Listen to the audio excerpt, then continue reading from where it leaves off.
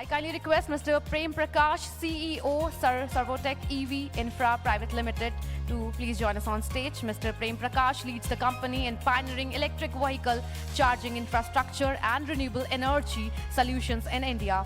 His focus on innovation, sustainability, and efficiency is accelerating EV adoption and promoting a greener and a carbon-reduced future.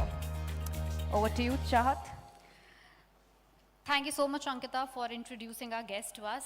And moving on to the session on EV, but sir, before starting the session, let's just see how many people over here actually drive an EV. And that is how we will get to know that is hesitancy still exists or doesn't. Yeah. How many of you is driving an EV? I can barely see 3 or 4 hands. So I think my first question to you would be, talking about eastern states, talking about north, west, south, like I would say the EV hesitancy adoption, the adoption of EV hesitancy is still there. Like, do you think it still matters? Because I can barely see 3 or 4 hands. Yeah, so thank you for inviting me, and very good afternoon to all of you. Yes, adoption of EV, is actually not picking up the way it should have done.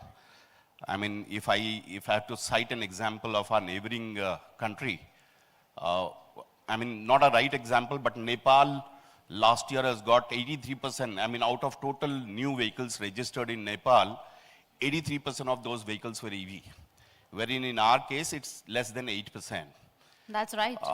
But then coming back to your question, I mean, if I really compare the adoption, the kind of infrastructure available in India, in eastern part of the country, I think, west and north, especially the central zone, does better than eastern part. I can also, I mean, to be very fair to the eastern part in terms of their infrastructure, the driving terrains, dependency on two-wheelers, or possibly the, the income strata. I mean, you have SEC B, SEC C, I mean, mostly available in eastern part. I mean, that part of the country has really not picked up on EV, but then there are certain challenges. It's picking up. Assam for the last 2-3 months have done great job. Though it's not a pure eastern part, but Arunachal has shown some tremendous growth. Bihar, for that matter, is number 5 in terms of EV adoption.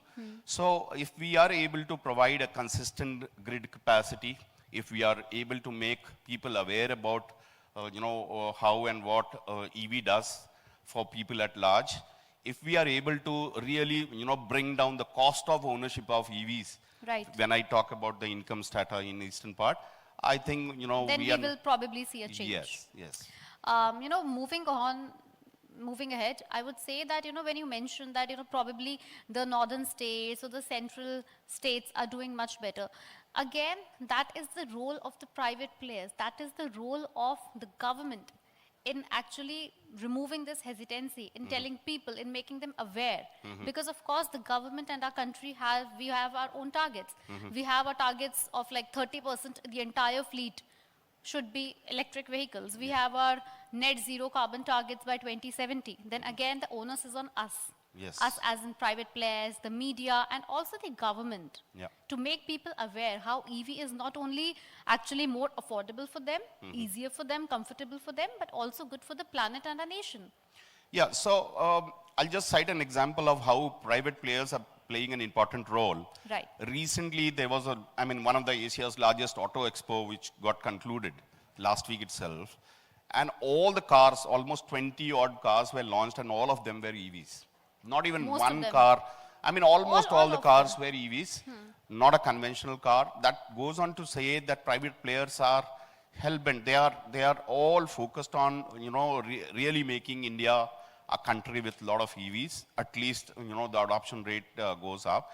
They are all conscious about, the contribution to pollution which the traditional or the conventional vehicle makes. That's right. At the same time, if you ask me, if you're hinting me towards, pointing out certain challenges for private sectors, I'll talk about my organization, Servotech. I mean, we have installed and commissioned 100 stations across the length and breadth of India. And while working in UP, you get electricity connection in flat 2 days. 48-hour single window, and you set up a station. We take 5 days, 5 to 10 days to set up a station, and it's up, live running. Oh, and that is done with the help of? So electricity connection obviously would come from government, right? The DISCOMs are so well educated in states like Uttar Pradesh, Maharashtra, Karnataka, for that matter, Tamil Nadu, Bihar, that, when you go and apply for an EV meter in such states, you have a single window approval, you get a connection in 24 to 48 hours, you set up your station. But when you go to other states, and especially when the eastern part and all, unfortunately, the DISCOMs are not even aware about the EV policies which they have. So, of late, West Bengal and Assam has shown some tremendous positive, influence towards EV policy. And I think, it's picking up, but yes, eastern part is a bit slow comparatively. So, we can clearly say that the penetration will again take some time. A lot of our audience are from Kolkata. Yes. Private players. I belong to eastern part as well. And, so there are 3 core issues. If we are able to address that as private players and government hand to hand. So one is there are too much of dependency on 2-wheelers out there. Okay. Now, if we are making a 4-wheeler. So is there a major reason behind it? One of the reasons. So if we are able to actually make, the public transport EVs, if we are able to make all these cars and all very much affordable, right, there are possibilities that the penetration would go up. Second element is that the grid capacity is very inconsistent in eastern part. Now that directly impacts your EV charging station. A 60 kilowatt charger, if it is installed and if it is not getting the consistent power supply, there is a problem. And the third element is, barring Bihar, West Bengal and Assam, not many states are really focusing on, aligning their EV policies with the central government. And that is where, private players like us, when we go to, same state with different DISCOM, they have different rates, different mechanism and all. But you go to a state like UP, and you go to any DISCOM for that matter, UP would have some 5 DISCOMs. You have the similar form, similar mechanism, a very, very seamless kind of procedure. Right. You apply and you get connections in 48 hours. So I think all these 3 aspects, which is one, supply of power. Second is, bringing down the cost of ownership of a vehicle. Right. And third, making people aware about how the EV is actually adding value to, climate change is going to help us. And it's more affordable as well. But you just mentioned that most of the people have 2-wheelers. But again, I would like to say that there are a lot of EV 2-wheelers as well, right? Yes. Available in the market. Yeah. Easily, it's very accessible and they're more affordable than EV cars. Yes. So driving a 2-wheeler doesn't stop you from owning an EV. It could be electric 2-wheeler as well. And there are ample of the options available in market right now. Yes. So it's just that people have to start adopting it. People have to have the right knowledge for it. Yeah. And also the infrastructure should be easily available for their Correct. daily commute. That is what actually is required, nothing else. You are absolutely right. When we actually talk about 2-wheelers, the quantum matters. And of course, eastern part is picking up in EV 2-wheelers where they, they charge their vehicle overnight at their place itself. So, technically, if you say it's not an EV infrastructure, you are taking your, residential power point, wherein, the 15 ampere plug, you are charging your vehicle, but then that adds to the climate change. Right. That is a commendable thing which is happening in eastern part as well. Yeah, you are absolutely right, but when we really take, the holistic approach, the 4-wheelers, the heavy vehicles, those loaders which are causing maximum pollution, right, and hampering the climate. And when we talk about infrastructure, it should be available for any and every vehicle out there. And that is where we see a little bit of challenge in few of the states. I'm pretty sure that Servotech, you as a private player, would also be thinking of having your own projects in the eastern states. Do you have any, or are you planning to have any? And what are your targets for those states? Yeah. Do you have any specific strategy looking at the demography, topography, population?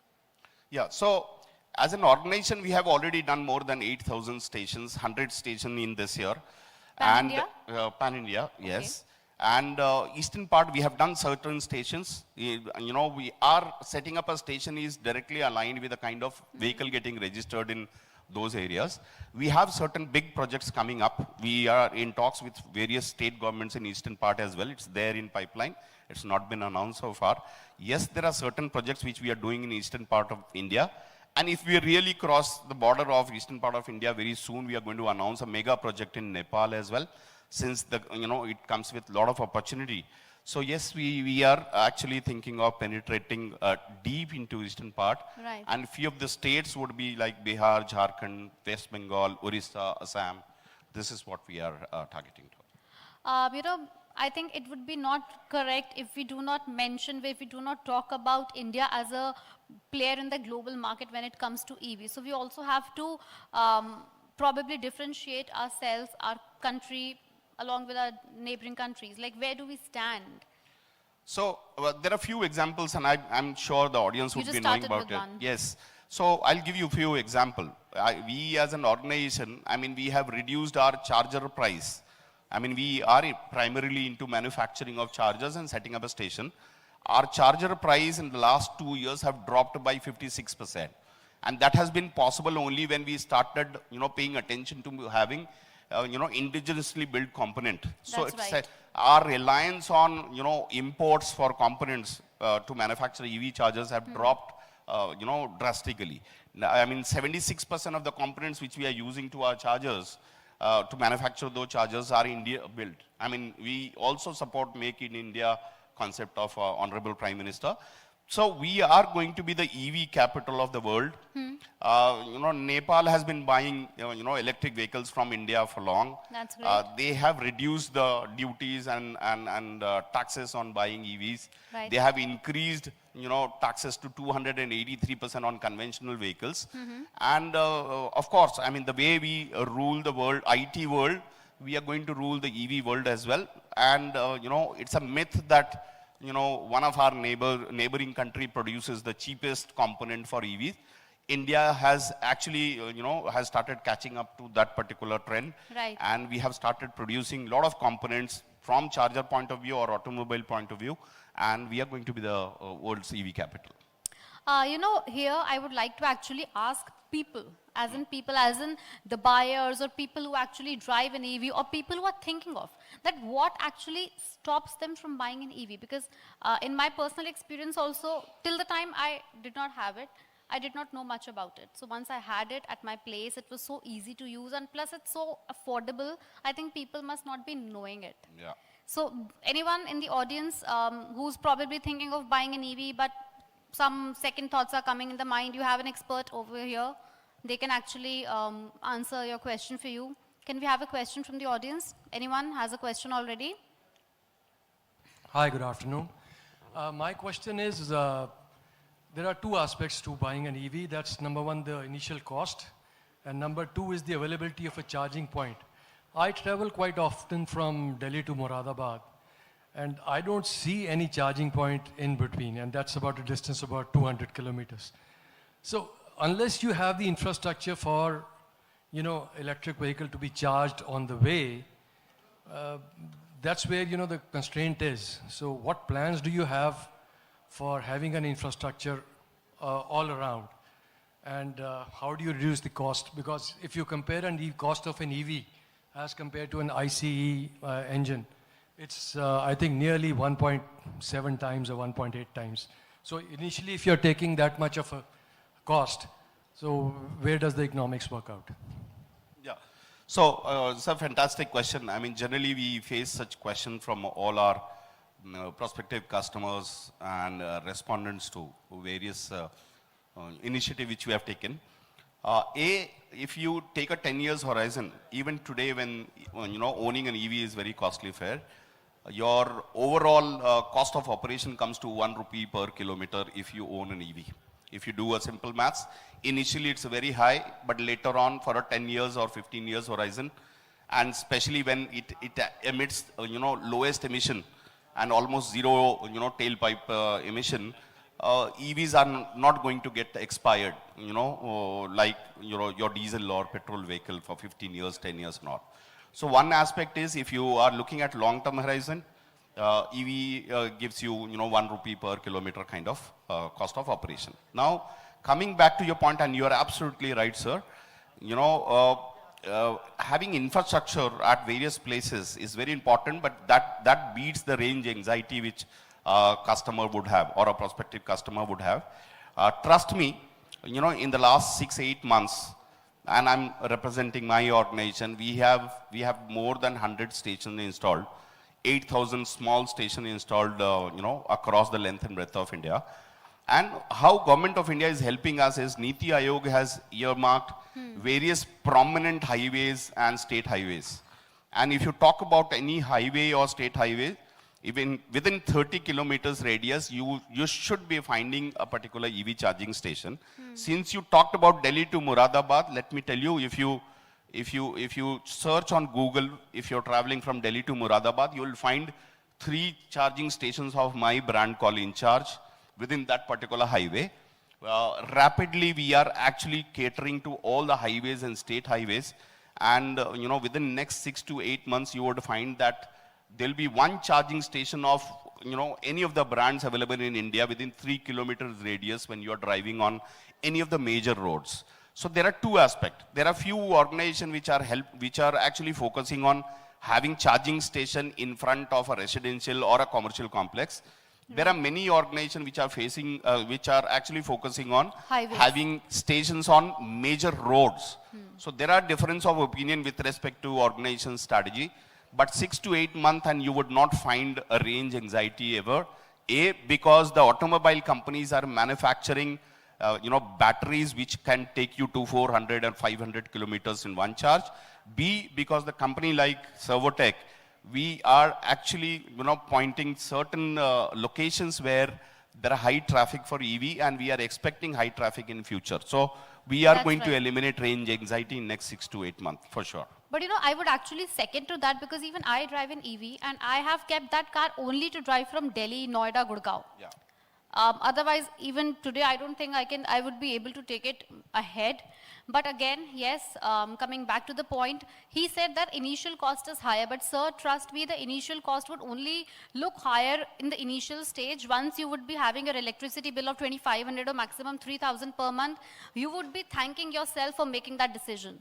On a personal note, I was spending across 18 to 20,000 on petrol every month, and now I'm spending hardly 2,500 to 3,000. Yeah. So that initial cost looks big or challenging only in the initial phase, Yes. but then every month you would be only thanking yourself. But again, infrastructure, when that is ready, I think that is when people would have their hesitancy removed all by themselves, and we will be seeing EVs everywhere. Yeah, I agree. Well, thank you so much, sir. Unfortunately, our time is up. I think the minister is already here, and we would be having Shri Nitin Gadkari. I think there's one quick question. Sir, a really quick question. Yes.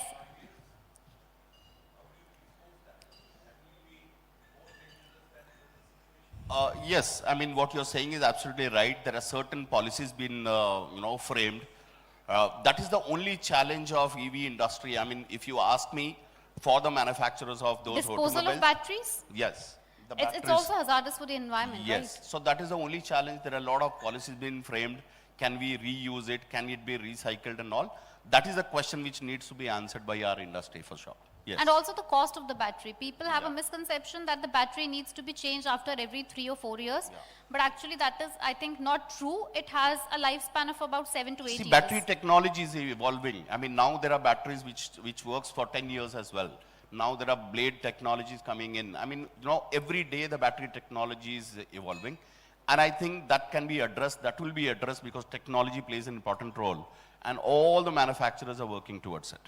So battery problem and all, I mean, all these apprehensions would be addressed. And last thing, if you don't mind, I mean, this range anxiety, to me, looks like a myth nowadays. because if you see all the buses which are plying from Delhi to Dehradun, Delhi to Chandigarh and all That's electric right. buses, and they don't have their dedicated station. I mean, you can charge your cars as well on those stations. Right. So if we start thinking beyond Delhi to Noida or beyond our vegetable markets, and if we take EV as our first car, probably the penetration would improve. So we as citizens should also be thinking on those lines. And we are doing better than how the CNG actually, transformed in India. We are Right. doing, I mean, EVs are doing better than CNG rate of, adoption in India. Right. So I think we should look beyond those anxieties. 500 kilometers में कम से कम 50 EV stations मिलेंगे, आप किसी भी road पे चले जाइए. If we talk about the urban infrastructure. So even as I'm talking today, you would find some 10 to 15 charging stations if you travel 500 kilometers from Delhi, anywhere from Delhi. I mean, you would find in the dense forest of Sariska, you would find 10 stations of various brands. So EV stations are there. We have to look beyond, what we think it's not available. I've just got a brilliant business idea, but I'm not going to share it in public. Whosoever wants to have it, just meet me outside at the coffee. Yeah. Well, thank you so much, sir, and over to you, Ankita. Thank you so much. Thank you very so much. much. Thank you. Thank you. I kindly request, sir, please stay for a bit. And may I now request Mr. Samrit Bhattacharya, National Sales Director, ABP Network, to felicitate our guest. Can we have big round applause, everyone?